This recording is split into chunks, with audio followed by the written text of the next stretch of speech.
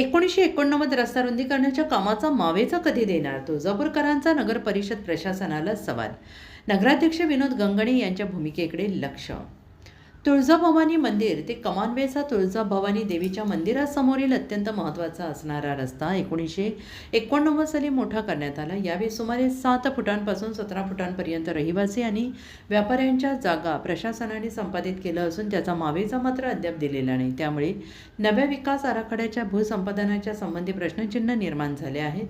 1989 वर्षामध्ये तत्कालीन आमदार माणिकराव खपले यांच्या मार्गदर्शनाखाली तुळजाभवानी देवीचे मंदिर महाद्वार ते कमानवेस धाराशिव रोड महामार्ग असा अत्यंत गर्दीचा आणि मौल्यवान जागेची किंमत असलेला रस्ता मोठा करण्यात आला. या प्रसंगी या मार्गावर असणाऱ्या दोन्ही बाजूंच्या रहिवासी घरांना आणि बाजारपेठेतील दुकानांना किमान 7 फूट आणि कमाल 17 ते 20 फूट एवढी जागा द्यावी लागली.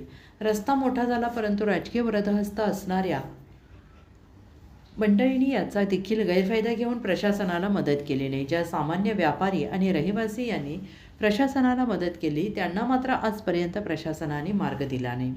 मावेजा न दिल्यामुळे अनेक व्यापाऱ्यांनी आणि रहिवासी कुटुंबांनी मावेजा मागणीसाठी धाराशिव जिल्हा न्यायालय आणि औरंगाबाद खंडपीठामध्ये याचिका देखील दाखल केली आहे. अद्याप ही प्रकरणे न्यायप्रविष्ट आहेत. असे असताना आमदार मधुकरराव चव्हाण यांच्या कार्यकाळात 2003 जिल्हाधिकारी प्रवीण गेडाम यांच्या कार्यकाळात हा रस्ता मोठा करण्याचा प्रस्ताव तुळजापूर तीर्थक्षेत्र विकास प्राधिकरण अंतर्गत करण्यात आला, परंतु या प्रयत्नांना यश मिळालेलं नाही. किसान चौकी ते अग्रवाल भवन हा रस्ता देखील याच प्राधिकरण अंतर्गत मंजूर होता, परंतु प्राधिकरण बरखास्त झाले तरी हा रस्ता मात्र झालेला नाही. हे तुळजापूरच्या विकासाचे दुर्दैव देखील या निमित्ताने समोर आले.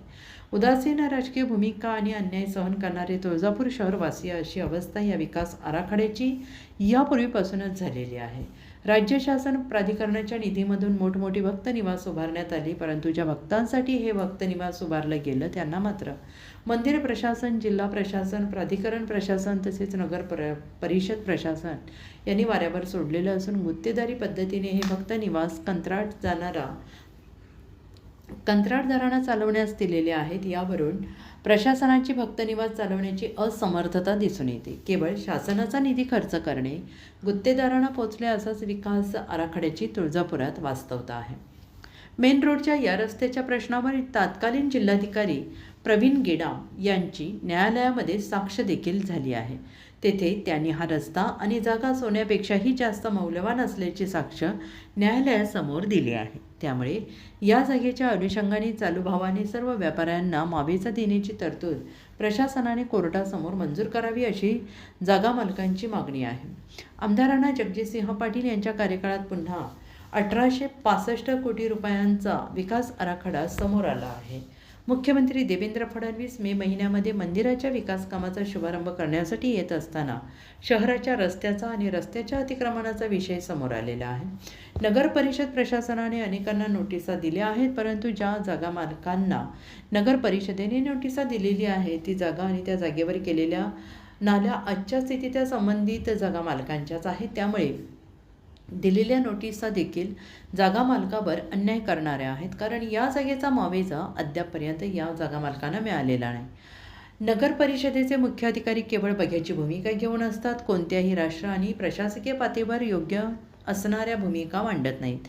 हे आजपर्यंत निदर्शनास आलेलं आहे. आजही कार्यरत असणारे मुख्य अधिकारी डॉक्टर अजिंक्य रणदिवे हे देखील पंक्तीत बसलेले आहेत. जागा मालकाच्या मौल्यवान आणि महत्त्वाच्या जागा घेण्यापेक्षा या सर्व जागा मालकांचे समाधान करणे जर नगर परिषद प्रशासनाला शक्य असेल तर त्यांनी प्रयत्न करावेच अशी लोकभावना आहे. तुळजापूरचे नगराध्यक्ष विनोद गंगणे लोकांतून निवडणूक जिंकून आल्यापासून विकास कामाच्या बाबतीत सकारात्मक भूमिका घेऊन काम करताना दिसत आहेत, परंतु न्यायप्रविष्ट प्रकरण आणि रस्ता रुंदीकरणाच्या अनुषंगाने असणाऱ्या जागा मालकांचे प्रश्न सोडवण्यासाठी ते कोणती भूमिका घेणार आहेत याकडे सर्व व्यापारी जागा मालकांचे लक्ष लागून राहिले आहे. हे जागा मालक आणि हे व्यापारी देखील निवडणुकीच्या राजकारणामध्ये महत्त्वाची भूमिका बजावू शकतात अशी लोकांची भावना आहे. या प्रकरणी न्यायालयात याचिका आहेत सांगून व्यापारी बालाजी भालेकर यांनी सांगितलं की 1988 साली रस्ता रुंदीकरण झालं आहे आणि त्याचा कोणताही मावेजा आम्हाला दिलेला नाही.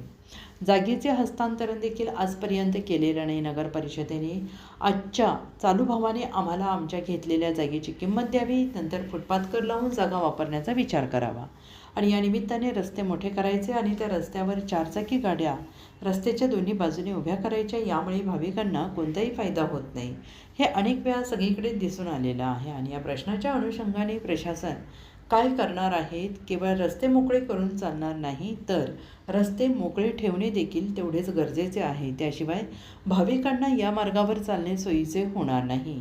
शहरामध्ये गाड्या उभ्या करून निर्माण होणारी अडचण या संदर्भात नगरपालिका कोणती भूमिका घेणार आहे हे पाहणं महत्त्वाचं ठरणार आहे.